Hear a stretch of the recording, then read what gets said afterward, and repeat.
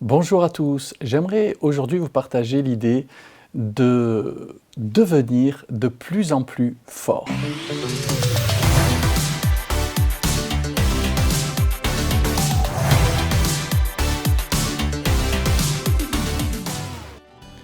La Bible dit que nous sommes appelés à être des hommes et des femmes influents, des hommes et des femmes qui font du bien à leur entourage, des hommes et des femmes encourageants, édifiants. La Bible dit « exhortez-vous les uns les autres ».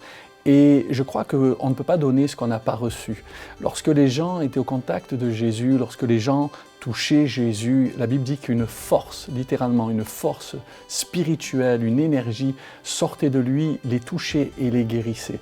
Et je crois que la volonté de Dieu, dans l'absolu, même si nous pouvons avoir tous et toutes des moments de coups de moins bien, on peut se sentir un peu moins bien, la volonté de Dieu, c'est que nous vivions fort, que nous soyons remplis de la puissance de Dieu, de la puissance du Saint-Esprit, et que nous soyons toujours remplis jusqu'à déborder.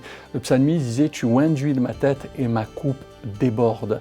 Le Seigneur désire te faire déborder de sa grâce, de sa puissance, pour que tu puisses être une bénédiction autour de toi. Pour être fort, il est possible de s'approcher de Dieu, bien sûr, aujourd'hui, et de littéralement, d'après la parole de Dieu, être comme des aigles. La Bible dit, ceux qui se confient en l'Éternel, ils renouvellent leur force et ils sont comme les aigles. D'être au-dessus de tes circonstances, au-dessus de tes difficultés, au-dessus des montagnes de la vie. Un aigle est au-dessus des nuages, les amis. Et la volonté de Dieu pour ta vie, c'est quel que soit ce que tu traverses aujourd'hui, quels que soient les nuages, quelle que soit l'ambiance au travail, quelles que soient les difficultés que tu rencontres dans ton voisinage, dans ta famille, dans ton église, quels que soient les combats et les luttes que tu rencontres, la volonté de Dieu, c'est que tu sois fort pour traverser tout ce que tu es appelé à traverser. Alors ne te décourage pas, parce que la Bible dit c'est par beaucoup de tribulations qu'il nous faut entrer dans le royaume de Dieu. Alors voici tout simplement, à vous qui écoutez cette courte méditation, 2 clés qui vont vous permettre d'être toujours fort, toujours en haut et jamais en bas. La première, c'est apprendre à dire des paroles positive. Vous avez remarqué que la plupart des gens, quand ils passent par des moments difficiles, sont maussades, commencent à se plaindre, murmurent, un peu comme le peuple d'Israël lorsqu'il a fait la traversée du temps de Moïse. Dieu avait prévu pour le peuple d'aller dans un pays promis, mais ces gens-là ne passaient que leur temps à être mécontents et à se plaindre. Pourtant, Dieu était au milieu d'eux, pourtant ils avaient reçu des grandes et des merveilleuses promesses, mais ils passaient leur temps à se plaindre de la météo, à se plaindre de Moïse, à se plaindre de leurs conditions dans le désert. Dire des paroles positives, c'est essentiel, les amis. Voici pourquoi le livre des Proverbes au chapitre 18 et au verset 21 dit ceci: « La mort et la vie sont au pouvoir de la langue. Quiconque l'aime en mangera les fruits. » La vie et la mort sont au pouvoir de notre langue. C'est-à-dire que nous nous construisons notre avenir par les paroles que nous produisons, que nous formulons. Alors bien entendu, je veux dire tout de suite que la bouche parle de l'abondance du cœur. Pour avoir des paroles positives, il faut avoir un cœur positif, un cœur bien disposé. Il est dit ceci, que dans le livre de Joël, quand bien même tu pourrais te sentir le plus bas possible, il est dit dans Joël 3, verset 9, que le faible dise « je suis fort ». Peut-être qu'en ce moment tu te sens faible, peut-être qu'en ce moment tu as envie de te plaindre plutôt que de louer l'Éternel.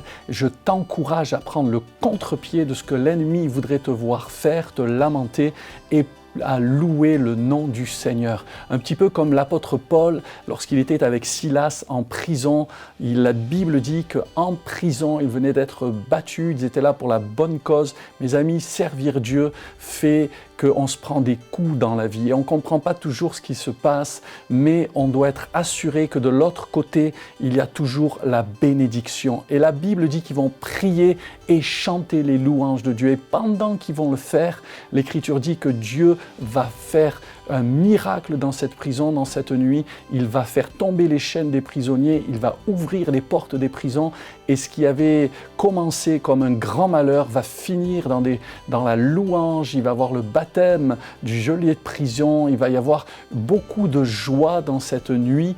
Alors vous êtes appelés, nous sommes appelés à changer nos nuits en jours, à changer nos tristesses en joie. Et voici comment. Mets de la louange dans ta bouche. Commence à confesser le nom de Jésus. Je déclare qu'il y a un miracle dans notre bouche. Si tu confesses le nom du Seigneur Jésus, tu verras un miracle se produire dans ta vie. Il y a dans ta bouche la possibilité de vivre de grandes choses. Alors sois le prophète de ton histoire et commence à écrire avec ta bouche, que ta langue soit comme la plume d'un habile écrivain et commence à écrire une histoire de surnaturel, une histoire de possibilités, une histoire de joie, une histoire de victoire. Peu importe si ça a mal commencé ton histoire, avec Dieu, ça peut bien finir. La deuxième chose que j'aimerais dire, pour pouvoir être fort, la Bible dit que nous devons cultiver des émotions positives. Il ne faut pas simplement dire des paroles positives, mais il faut cultiver des émotions positives. Nous avons tous une âme, évidemment, nous avons tous des émotions, nous connaissons parfois des émotions de peur, de crainte, on peut avoir de la colère à certains égards, etc. Mais nous devons veiller sur l'état de notre cœur. La Bible dit « garde ton cœur » plus que toute autre chose, car de lui coulent les sources de la vie. La Bible dit que la joie est une émotion qui nous donne de la force.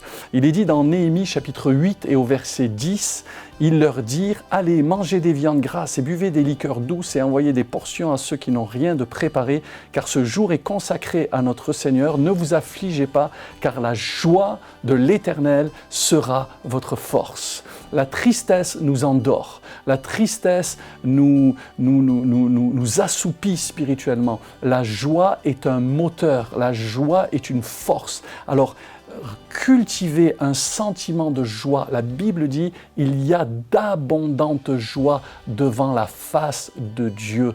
Alors, quel que soit ce que tu passes, prends de la hauteur et dans la présence de Dieu, tu peux puiser des sources de joie. L'apôtre Paul, en prison à la fin de sa vie, dans l'Épître aux Philippiens, dira « Réjouissez-vous », je le répète, réjouissez-vous, non pas dans vos circonstances, non pas dans vos amis, non pas dans votre carrière, non pas dans votre compte en banque, mais réjouissez-vous dans le Seigneur. Tout ici-bas passera et fluctue, mais les choses d'en haut, la présence de Dieu ne fluctue jamais. L'Écriture dit encore dans Proverbe 12, verset 25, « L'inquiétude, qui est une émotion, la peur, dans le cœur de l'homme là-bas, mais une bonne parole le réjouit. » Alors, cultivez la joie par la parole de Dieu et vous verrez que vous aurez de la force, vous aurez de l'énergie et vous direz « La joie de l'Éternel est ma force ».